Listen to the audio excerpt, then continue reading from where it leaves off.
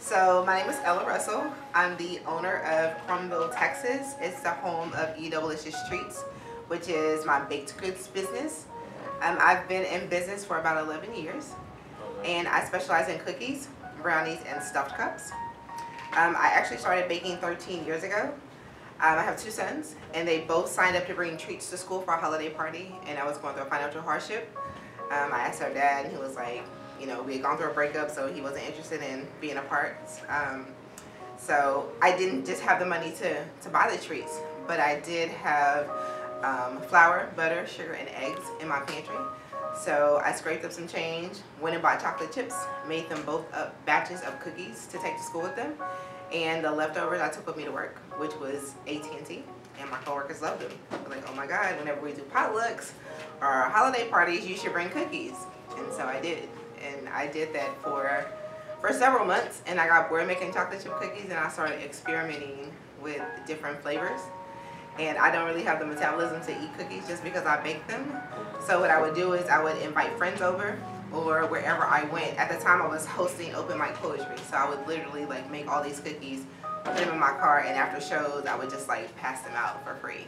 So that's how I started. Crazy. I sit in here often and like, holy crap, how the hell did I get here? Because really I just wanted to make cookies for my kids. Like I was making like $60,000 working for AT&T a year, and that's not like a lot of money, but that's like decent money.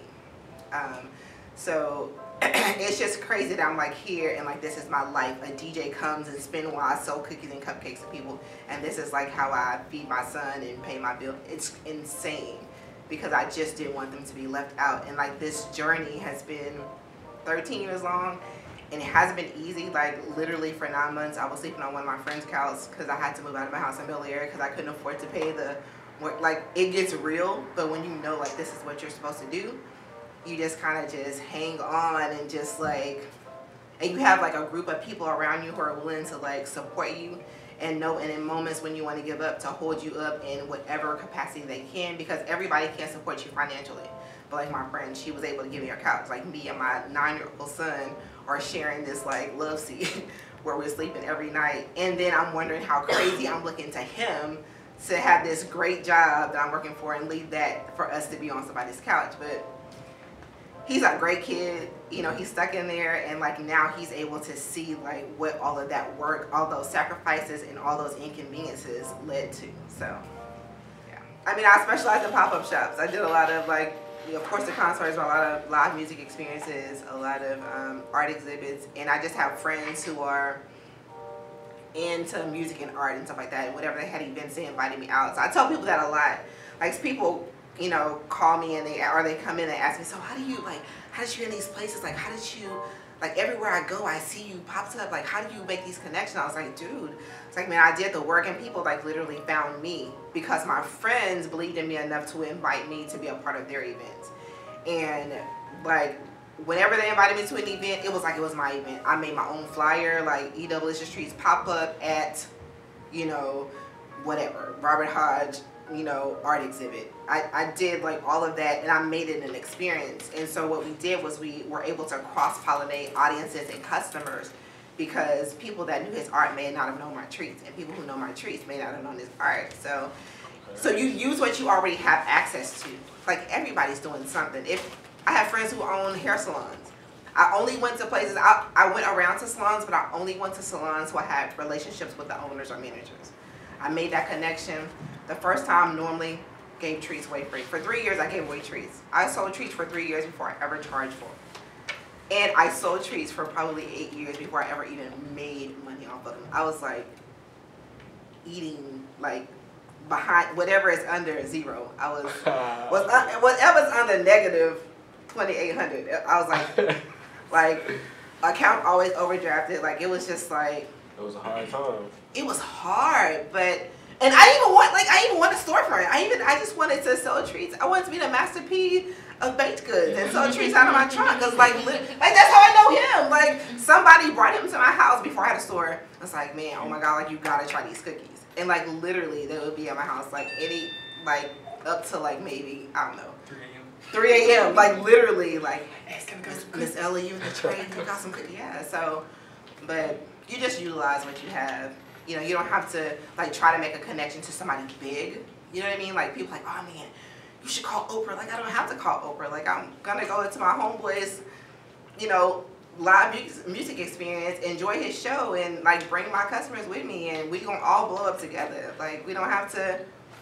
Like Oprah, I call Oprah and she's like, oh my God, like I need 10,000 cookies tomorrow. Like I don't even have the staff to have that capacity. And then I look bad because I signed up for something that I can't do. It's like, yeah, just like, it's been a long journey, but I love the pace that it went. I love everything that happened, even the hard parts, it's all worth it, so. I was watching an interview that Issa Rae was doing, and she was telling me about how we should network sideways instead of, you know. Dude, I would not be where I promise you, I would not be where I was if I didn't do that, network sideways. However, like you gotta be able to do the work because nobody's gonna root for you and pull you on if you're not on your shit. Like, excuse my language. But like if you're not showing up on time, if you're not showing up with a good product, if you're not posting and promoting them like you promote, like it's whack. It's enough for all of us to get it. All of us. Nobody on your team should be broke. If you getting it, we all getting it some kind of way. So, or we all eating some little bitty ass slices of pie until we can all eat the whole pie. I have our own individual pie, but just bring your team. But make sure they know like it's not no BS. Like we coming to work. It's hard work. It's sacrifices. Before last night at 11 o'clock, I've been up since 5 a.m. Friday morning, like working. So it's like people don't understand that it's just me. When I come here, like they come in here, they really don't care that I'm the only one that bake, package, pick up. They don't care. They just want to know why I don't have no more Cookie Minaj. You know what I mean? It's that serious. So sometimes you have to make some sacrifices and push through, and you get it. Boy, you don't. People say they want to work for themselves. Like I don't work for myself. I have as many bosses as I have customers. All my customers are my bosses. So you put the work in and do it and look crazy. Because people, I was crazy leaving my job. Like, what?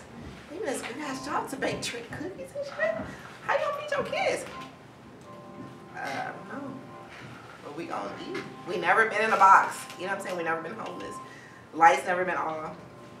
Water never been off. We've all, like, God has always provided that for me. You know, even though we had like beans and rice one night and rice and beans the next night and then beans and rice and cheese the next night and then rice and beans and queso, you know, like it happens, but you push through and pull your team, push through, do the work, bring your team, and then be a man or woman of your word. That's all you have. Don't say you don't do nothing that you're not, or that you can't and you know you can't. That's it. That's all I got.